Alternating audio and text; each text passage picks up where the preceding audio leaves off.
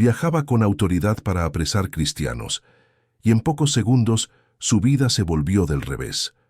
Una luz imposible, una voz venida del cielo y una pregunta que cambió la historia del cristianismo para siempre. ¿Cómo un perseguidor violento se transformó en el mayor misionero de la fe? ¿Y por qué aquella ceguera temporal fue parte esencial del plan?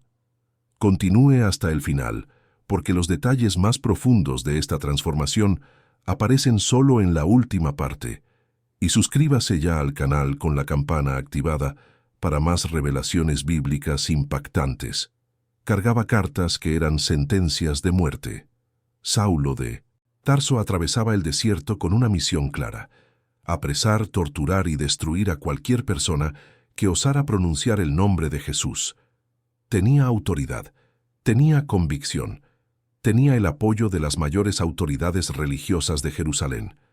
Lo que no tenía era la menor idea de que a pocos kilómetros de Damasco su vida entera sería desmontada en segundos por una luz que ningún ojo humano podría soportar.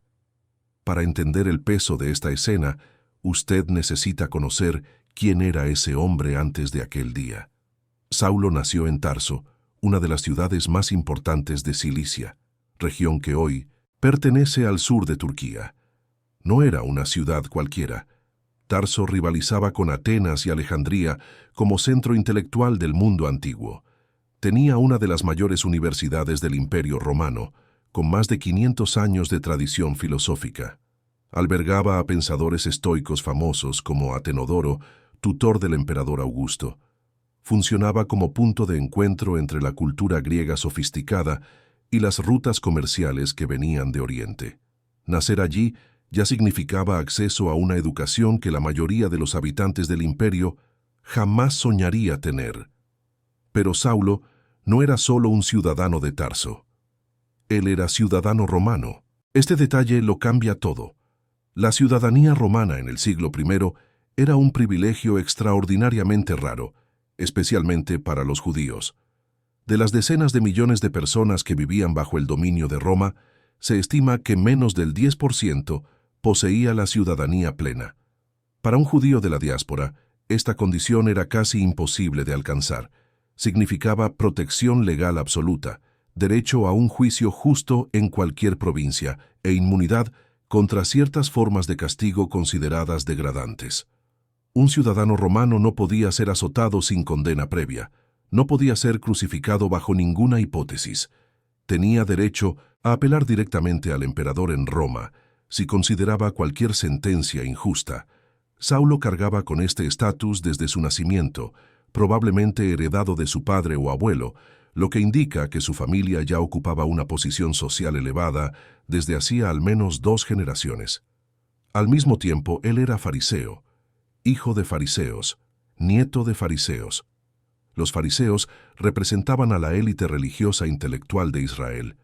A diferencia de los saduceos, que se concentraban en el templo y en la aristocracia sacerdotal, los fariseos se dedicaban al estudio minucioso tanto de las escrituras como de las tradiciones orales transmitidas de generación en generación. Según el historiador Flavio Josefo, que vivió en el mismo siglo, había aproximadamente 6.000 fariseos en toda Judea. La población judía en Palestina rondaba los 2 millones de personas. Ser fariseo significaba pertenecer a menos de 1/3 del 1% de la población, un grupo minúsculo, pero con una influencia desproporcionada sobre la vida religiosa del pueblo. Convertirse en fariseo exigía años de dedicación. Un joven necesitaba memorizar los 5 libros de Moisés por completo, dominar las 613 leyes identificadas en la Torá, 248 mandamientos positivos y 365 prohibiciones, conocer las interpretaciones de los maestros anteriores y demostrar capacidad para aplicar la ley a situaciones nuevas. Era un entrenamiento que podía durar una década o más. Saulo fue más allá de lo que se esperaba de cualquier joven fariseo.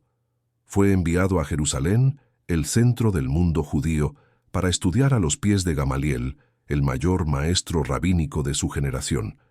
Gamaliel era nieto de Hillel, fundador de una de las 2 principales escuelas de interpretación de la ley. Estudiar con Gamaliel era el equivalente a realizar un doctorado en la institución más prestigiosa del mundo antiguo. El propio libro de los Hechos menciona que Gamaliel era honrado por todo el pueblo y relata un episodio en el que su palabra fue suficiente para calmar a todo el Sanedrín. Cómo Saulo, entrenado por un maestro conocido por su moderación, se convirtió en el más violento perseguidor de los cristianos? Esta pregunta no tiene una respuesta sencilla. Lo que sabemos es que el celo de Saulo sobrepasaba al de sus contemporáneos. Él mismo escribiría años después: en el judaísmo, aventajaba a muchos de mis compatriotas de mi edad, siendo mucho más celoso de las tradiciones de 1960 a mis padres. Y en otra carta, en cuanto al celo perseguidor de la Iglesia, en cuanto a la justicia que es en la ley, irreprensible. Irreprensible. Esta palabra carga un peso abrumador. Saulo no era un religioso promedio que ocasionalmente participaba en acciones contra herejes. Él era el mejor en lo que hacía, el más dedicado, el más convicto, el más implacable.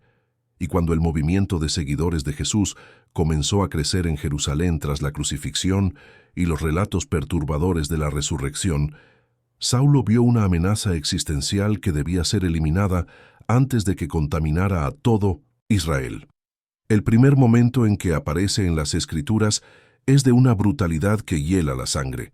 Esteban, un judío helenista que hablaba griego con fluidez, había sido elegido como uno de los 7 diáconos de la iglesia primitiva.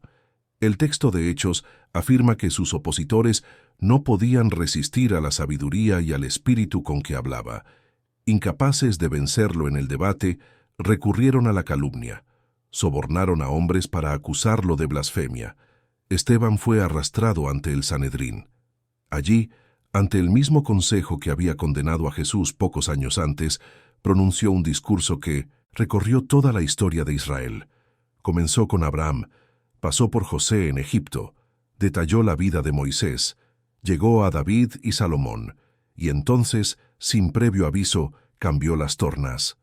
Duros de cerviz e incircuncisos de corazón y de oídos, vosotros resistís siempre al Espíritu Santo.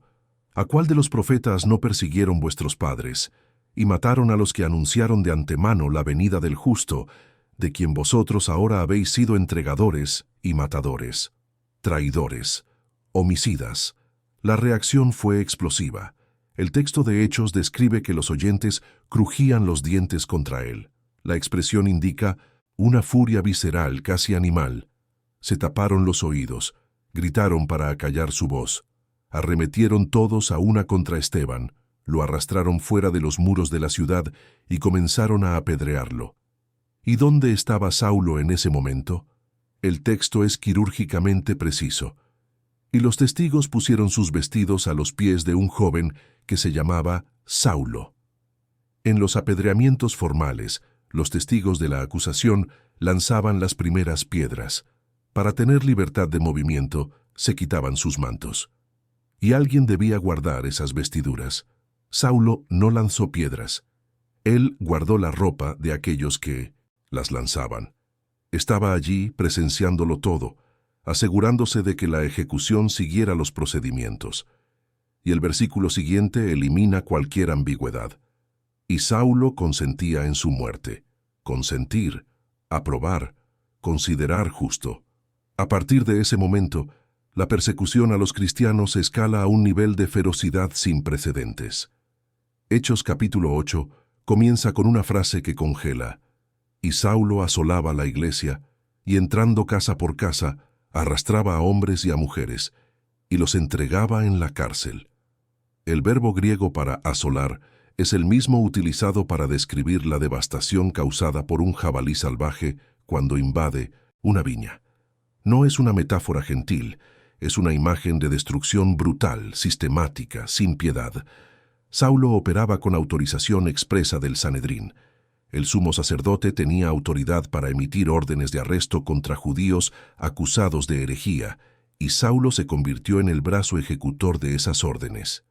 En su propio testimonio posterior, Pablo admite que en todas las sinagogas muchas veces los castigué, forzándolos a blasfemar. Torturaba a personas hasta que negaran a Jesús. Pero Jerusalén ya no era suficiente. Los cristianos comenzaron a huir en masa. La dispersión causada por la persecución, irónicamente, esparció a los seguidores de Jesús por toda Judea, por Samaria y más allá. Damasco, a unos 240 kilómetros al norte de Jerusalén, albergaba una comunidad judía de tal vez 15 a 20.000 personas, y parte de ella había abrazado la nueva fe.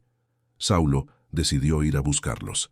Fue al sumo sacerdote y pidió cartas oficiales para las sinagogas de Damasco, autorizando el arresto de cualquier judío que siguiera el camino, como se llamaba al movimiento cristiano.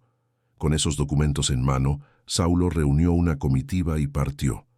El viaje de Jerusalén a Damasco tomaba aproximadamente 6 días a pie, marchando entre 30 y 40 kilómetros por día. Eran 240 kilómetros de caminata bajo el sol implacable del Medio Oriente, con temperaturas que fácilmente superaban los 40 grados Celsius durante las horas centrales del día. ¿Por qué Saulo se tomaría ese trabajo? La respuesta está en la intensidad de su convicción. Él no veía a los cristianos simplemente como personas equivocadas. Los veía como una enfermedad espiritual que amenazaba con contaminar a todo Israel. Cada día que pasaba sin acción era un día en que la herejía se extendía más. Para Saulo, aquel viaje de 6 días por el desierto no era un sacrificio. Era un deber sagrado. Era una urgencia divina. Y entonces llegó el momento que dividiría la historia en un antes y un después. El texto de Hechos narra que, yendo por el camino, aconteció que al llegar cerca de Damasco, repentinamente le rodeó un resplandor de luz del cielo. En su propio relato posterior, Pablo especifica que era al mediodía y que la luz era más resplandeciente que el sol.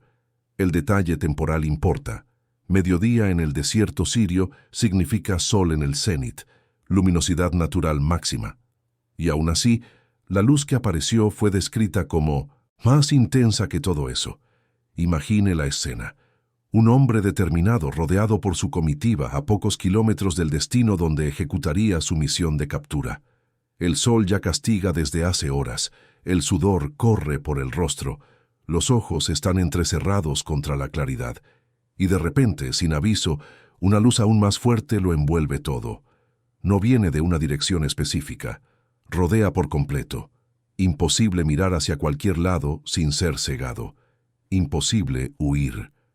Saulo cae al suelo. Los hombres que viajaban con él también perciben algo extraordinario. En un relato, Hechos dice que ellos oyeron la voz, mas no vieron a nadie.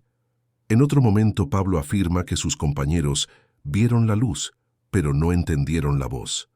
Las descripciones indican que la experiencia tuvo diferentes capas.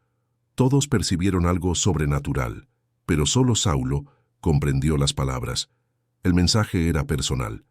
Saulo, Saulo, ¿por qué me persigues? La pregunta no comienza con una acusación, comienza con un nombre, repetido 2 veces. En la tradición hebraica, esta repetición carga un significado profundo. Dios llamó Abraham, Abraham antes de impedir el sacrificio de Isaac. Llamó Moisés, Moisés en la zarza ardiente. Llamó Samuel, Samuel en el templo de Silo. Ahora en el desierto sirio la misma voz llama Saulo, Saulo. Pero el contenido de la pregunta es absolutamente devastador. ¿Por qué me persigues? Saulo perseguía a cristianos, personas de carne y hueso a las que arrastraba a prisiones y torturas. Él no perseguía a Jesús directamente. Jesús había sido crucificado años antes. ¿Cómo puede alguien perseguir a un hombre muerto? La pregunta revela una verdad que Saulo jamás había considerado. Atacar a los seguidores era atacar al Maestro.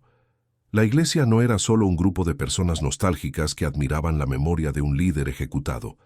Era el cuerpo vivo de ese líder. Tocarlos a ellos era tocarlo a él. Aturdido, confundido, probablemente aterrorizado, Saulo logra formular solo una pregunta. ¿Quién eres, Señor? La respuesta destruye el mundo entero que él conocía. Yo soy Jesús, a quien tú persigues. Jesús, el nombre que Saulo quería erradicar de la faz de la tierra, el blasfemo que él creía que estaba ardiendo en el infierno, el falso Mesías cuyos seguidores estaba cazando en ese preciso momento. Todo lo que Saulo creía se derrumbó en un instante. Si Jesús estaba vivo, entonces la resurrección era real. Si la resurrección era real, entonces él era de hecho el Mesías. Si él era el Mesías, entonces Saulo había pasado meses persiguiendo al propio pueblo de Dios. Cada certeza, cada convicción, cada acción que él consideraba justa, se invirtió completamente en un segundo. El texto añade una frase enigmática. Dura cosa te es dar coces contra el aguijón.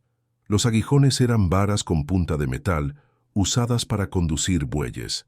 Cuando el animal coceaba contra la vara, solo lograba lastimarse más. La imagen es clara. Saulo estaba luchando contra algo más grande que él, y cada golpe que asestaba contra los cristianos se volvía contra sí mismo. La voz continúa. Levántate y entra en la ciudad, y se te dirá lo que debes hacer. No hay una explicación teológica elaborada, solo una instrucción simple. Saulo, el hombre de las certezas absolutas, ahora necesitaba obedecer sin entender, y cuando se levanta, descubre que literalmente está a oscuras. La luz que era más fuerte que el sol dejó sus consecuencias. Sus ojos ya no funcionan. Aquel que vino para ver a cristianos presos ahora no puede ver nada. Aquel que lideraba la comitiva ahora necesita ser conducido de la mano como un niño. La inversión es total, devastadora, imposible de ignorar. Los hombres llevan a Saulo hasta Damasco. Es dejado en la casa de un hombre llamado Judas, en la calle llamada Derecha. Allí permanece 3 días, 3 días sin comer, 3 días sin beber, 3 días sin ver. El número no es accidental en las Escrituras. Jonás permaneció 3 días en el vientre del pez. Jesús permaneció 3 días en el sepulcro. Para Saulo, estos 3 días funcionan como una muerte simbólica completa. El perseguidor está siendo desmontado para que algo nuevo pueda emerger. ¿Puede imaginar lo que pasaba por su mente durante aquellas 72 horas? Cada recuerdo de una puerta derribada, cada rostro aterrorizado de una madre arrancada de sus hijos, cada sesión de tortura donde forzaba a personas a negar el nombre de Jesús. Todo eso ahora visto bajo una luz completamente diferente. No era celo, era un crimen, no era devoción, era asesinato. Y mientras Saulo agoniza en su oscuridad, al otro lado de la ciudad, otro hombre recibe una visión. Ananías era un discípulo de Jesús en Damasco. El Señor se le aparece. Levántate y ve a la calle que se llama Derecha, y busca en casa de Judas a uno llamado Saulo de Tarso. La reacción de Ananías es completamente comprensible. Terror. Él responde, Señor, he oído de muchos acerca de este hombre, cuántos males ha hecho a tus santos en Jerusalén, y aquí tiene autoridad de los principales sacerdotes para prender a todos los que invocan tu nombre. Ananías conocía muy bien la reputación de Saulo. Probablemente conocía personalmente a personas que habían sido apresadas por él. Ahora estaba siendo enviado a encontrar a ese hombre en persona. Era como pedirle a una oveja que fuera a visitar al lobo en su guarida. Pero la respuesta divina revela un propósito que sobrepasa todo temor. Ve, porque instrumento escogido me es este, para llevar mi nombre en presencia de los gentiles, y de reyes, y de los hijos de Israel, porque yo le mostraré cuánto le es necesario padecer por mi nombre. Instrumento escogido. Saulo no sería solo un convertido más, sería enviado a lugares donde ningún apóstol había llegado, y pagaría un precio altísimo por ello. Ananías obedece, encuentra a Saulo, impone las manos sobre él y dice palabras que atraviesan abismos. Hermano Saulo, el Señor Jesús, que se te apareció en el camino por donde venías, me ha enviado para que recibas la vista y seas lleno del Espíritu Santo. Hermano, esa única palabra carga todo el Evangelio. Días antes, Saulo era el terror de los cristianos, el nombre que las madres susurraban a sus hijos para asustarlos. la pesadilla que hacía que las familias huyeran en medio de la noche. Y ahora, un cristiano que tenía todo el derecho de odiarlo, lo mira y le dice: «Hermano, no hay reclamos por el pasado, no hay lista de acusaciones, solo perdón inmediato, acogida total, restauración completa». El texto describe que, al momento le cayeron de los ojos como escamas, y recibió al instante la vista. La imagen es visceral. Escamas cubrían sus ojos. Y cuando Ananías impuso las manos, esas escamas simplemente cayeron. Saulo parpadeó. La luz volvió. Pero lo que vio era un mundo enteramente diferente. Se levanta inmediatamente y es bautizado. La transformación no es gradual, es abrupta como la luz que lo derribó. El hombre que llegó a Damasco cargando órdenes de arresto sale de las aguas del bautismo como miembro de aquella comunidad que pretendía destruir. Come por primera vez en 3 días, recupera las fuerzas, y en pocos días, ya, está en las sinagogas de la ciudad, predicando que Jesús es el Hijo de Dios. El texto de Hechos registra la reacción, y todos los que le oían estaban atónitos y decían: ¿no es este el que asolaba en Jerusalén a los que invocaban este nombre, y a eso vino acá para llevarlos presos? La pregunta es inevitable. ¿Cómo explicar este cambio? El perseguidor se convirtió en predicador. El destructor se convirtió en defensor. Ninguna lógica humana podía procesar aquello. Pero la predicación de Saulo en Damasco crea un problema potencialmente fatal. Los mismos grupos religiosos que antes celebraban sus operaciones ahora planean asesinarlo. El vuelco es completo. Salió de Jerusalén con cartas oficiales para apresar cristianos y ahora necesita huir de Damasco para no ser muerto por aquellos que le dieron esas cartas. El plan de fuga es cinematográfico. Los judíos vigilaban las puertas de la ciudad día y noche. Saulo no podría salir por los caminos normales. Entonces, durante la noche, los discípulos de Damasco, las mismas personas que él había venido a apresar, lo ponen en una gran cesta de cuerda y lo bajan por una abertura en la muralla. El perseguidor escapa de la ciudad como un fugitivo. Va a Jerusalén, intenta unirse a los apóstoles, pero ellos tienen miedo, aún no creen que la conversión sea real. Es Bernabé quien interviene, presenta a Saulo a los apóstoles, cuenta lo que había sucedido en el camino y defiende su autenticidad. De ahí en adelante, comienza una jornada que transformaría el mundo antiguo. El hombre conocido como Saulo pasa a ser llamado Pablo. Realizará al menos 4 grandes viajes misioneros. Atravesará el mar Mediterráneo múltiples veces, cubriendo más de 15.000 kilómetros a lo largo de su vida. Fundará comunidades cristianas en Filipos, Tesalónica, Berea, Corinto, Éfeso y decenas de otras ciudades. Será encarcelado innumerables veces, recibirá 39 azotes de los judíos en 5 ocasiones diferentes. Será golpeado con varas por los romanos 3 veces. Será apedreado y dejado por muerto. Sufrirá 3 naufragios, pasando una noche y un día a la deriva en el mar. De las cartas que Pablo escribió en prisiones, viajes y exilios, 13 fueron preservadas y entraron en el canon del Nuevo Testamento. Romanos, las 2 cartas a los Corintios, Gálatas, Efesios, Filipenses, Colosenses, las 2 cartas a los Tesalonicenses, las 2 cartas a Timoteo, la carta a Tito, la carta a Filemón. Sus palabras sobre la gracia, sobre la fe, sobre la justificación, sobre la redención, moldearon la teología cristiana por los próximos 2000 años. Comunidades de fe en Roma, Corinto, Éfeso, Filipos e incontables otras ciudades nacieron de sus manos, de sus pies cansados, de su boca incansable. El hombre que un día arrastraba a cristianos a la muerte, terminó su vida siendo arrastrado a la ejecución por ser cristiano. Según la tradición histórica, Pablo fue decapitado en Roma durante la persecución de Nerón, alrededor del año 64 o 67. Como ciudadano romano, tenía derecho a una muerte considerada honrosa, por espada, en lugar de la crucifixión reservada para esclavos y no ciudadanos. Murió confesando el mismo nombre que un día había intentado borrar de la tierra. El camino a Damasco no fue solo una conversión religiosa, fue una inversión completa de todo lo que Saulo era, creía y hacía. Y tal vez sea ese el punto más perturbador, más desafiante, más esperanzador de esta historia.